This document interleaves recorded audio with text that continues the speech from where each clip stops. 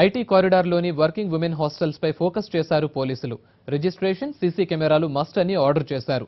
త్వరలోనే రిజిస్ట్రేషన్ చేయించుకుని కెమెరాలు సెట్ చేయాలన్నారు. లేదంటే యాక్షన్ తప్పదని వార్నింగ్ ఇచ్చారు.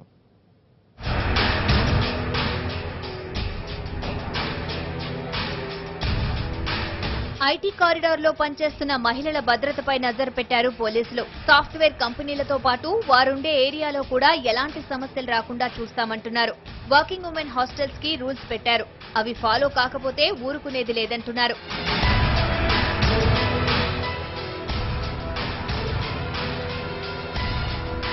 Madhapur, Gachibowli, Rayadurgam working women hostels కి రిజిస్ట్రేషన్ తప్పనిసరి అంటున్నారు పోలీసులు.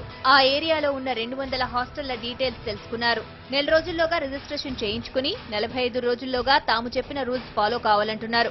సీసీ కెమెరాలు తప్పనిసరి అని రూల్ పెట్టారు. హాస్టల్స్ నిర్వాహకులకి సేఫ్టీ గైడ్లైన్స్ జారీ చేశారు. దీనికోసం సేఫ్ స్టే ప్రాజెక్ట్ ను ప్రారంభించారు.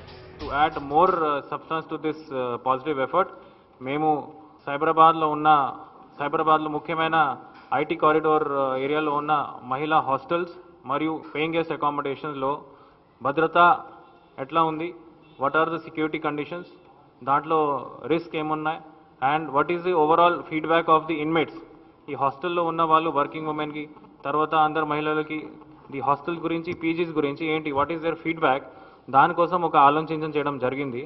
So both the police, local Cyberabad police and SC మేము ఒక బ్రెయిన్ స్టార్మింగ్ సెషన్ ఏర్పాటు చేస్తాము. దాంట్లో ఉమెన్ హాస్టల్స్ ఇన్మేట్స్, వాళ్ళతో పాటు హాస్టల్ పీజీస్ ఓనర్స్ కూడా పిలిపించి ఒక చాలా డీటెయిల్, ఒక పాజిటివ్ డిస్కషన్ జరిగింది.